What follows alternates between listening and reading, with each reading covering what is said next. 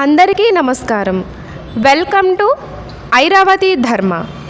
ఈరోజు వీడియోలో రథసప్తమి గురించి తెలుసుకుందాము. ప్రత్యక్ష దైవమైన శ్రీ సూర్యనారాయణమూర్తి జన్మదినం రథసప్తమి.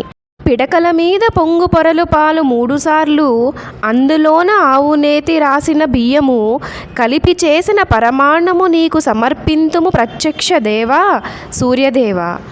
మేము చేసిన పాపములన్నింటినీ మన్నించి మమ్ములను ఆయురారోగ్యాలతో సత్సంకల్పాలతో దీవింపుము స్వామి అని మనస్ఫూర్తిగా రథసప్తమి రోజున శ్రీ సూర్య భగవాన్ మూర్తికి మనము చేసే పూజా కార్యక్రమాలు అన్నీ కూడా సఫలమగును. ఈరోజు వీడియోలో సూర్య భగవాన్ మూర్తికి అర్ఘ్యం ఎలా ఇవ్వాలి అనేది మనం తెలుసుకుందాము. ఇంకను రథసప్తమి విశేషాలు తెలుసుకుందాము క్లుప్తంగా.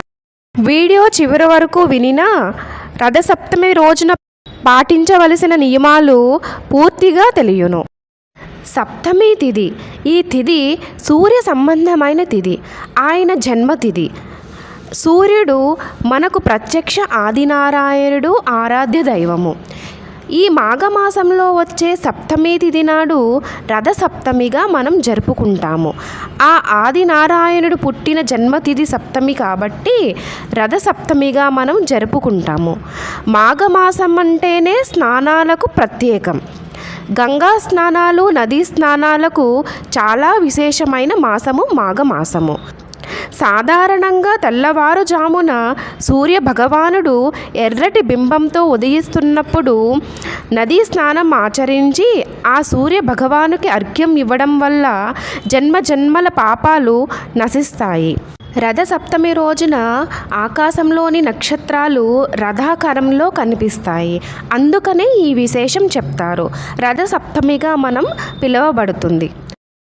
సాధారణంగా గ్రహణ కాలంలో చేసే పూజ, స్నాన, దానాలు ఎంతో విశేషమైనవి. అలాగే రథసప్తమి రోజున కూడా మనం చేసే దానాలు చాలా విశేషమైనట్టిది.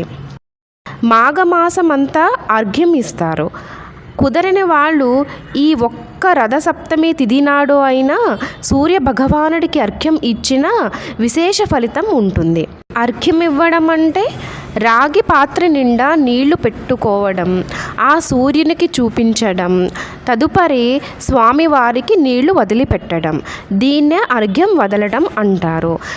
సప్తాస్వరదమారూఢం ప్రచండం కశ్యపాత్మజం శ్వేతపద్మధరం దేవం తం సూర్యం ప్రణమామ్యహం. 7 గుర్రాల జతగా ఉదయాన్నే ఏకచక్రంతో ఉన్న బంగారు రథాన్ని అనుసరించి మనకు సూర్య భగవానుడు వస్తారు. 7 గుర్రాలకు ప్రతిగా 7 చిక్కుడు కాయలతో రథం చేసుకుని స్వామివారిని పూజించడం. అర్కపత్రం అంటే జిల్లేడు ఆకు. అర్కము అనగా సూర్యుడు, అర్కపత్రము అనగా జిల్లేడు ఆకులు. జిల్లేడాకులు, చిక్కుడాకులు లేదా రేగు పండ్ల ఆకులు, ఇవన్నీ కూడా ఆ సూర్య భగవానుడితో అనుసంధానం చేసే మహాశక్తులు, సౌరశక్తులు. కాబట్టి వీటిలో మనకు ఏవి దొరికినను వాటిని నెత్తి మీద పెట్టుకొని ఉదయాన్నే స్నానం ఆచరించిన విశేషమైన ఫలితం దక్కుతుంది. తదుపరి సూర్య భగవానుడికి నైవేద్యం చేయడం. సూర్య భగవానుడికి పాలు పొంగడం అంటే చాలా ఇష్టం.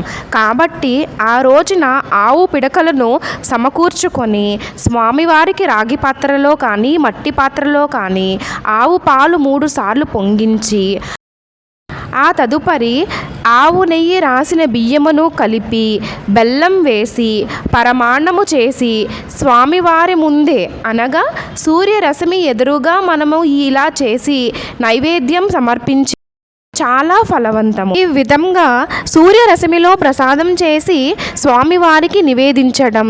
కాయలతో రథం చేసి అంటే 7 హ్రస్వాలకు 7గా వచ్చేటట్టు మనం చూసుకొని రథాన్ని సమకూర్చుకొని స్వామివారికి చిక్కుడ ఆకుల్లో నైవేద్యం సమర్పించినా చాలును. తదుపరి ఆదిత్య హృదయము, భాస్కర స్తోత్రము చదవడం విశేషం. శ్రీరామదూత అయిన ఆంజనేయ స్వామి సూర్య భగవానుని చుట్టూ తిరుగుతూ త్రిసంధ్యల్లో శాస్త్రాన్ని నేర్చాను. అందుకే హనుమకు అంత జ్ఞానం వచ్చినది అని శాస్త్రాలు ఘోషిస్తున్నాయి. కాబట్టి సూర్య భగవానుడి పుట్టినరోజు అయిన రథసప్తమి చాలా విశేషవంతమైన తిథి. ఆ రోజున తప్పకుండా ఇంట్లో పాలు పొంగించుకొని స్వామివారికి నైవేద్యం సమర్పించండి. పిల్లలకు ఆదిత్య హృదయం నేర్పించడం ద్వారా వాళ్ళకి ఆయురారోగ్యములు కలుగును, జ్ఞానము ప్రసాదించును ఆ స్వామి. ధన్యోస్మి. ఆధ్యాత్మికంగా ముందుకు వెళ్ళేందుకు ప్రయత్నం చేస్తున్నాము. దయచేసి షేర్ చేయగలరు, సబ్స్క్రైబ్ చేయగలరు.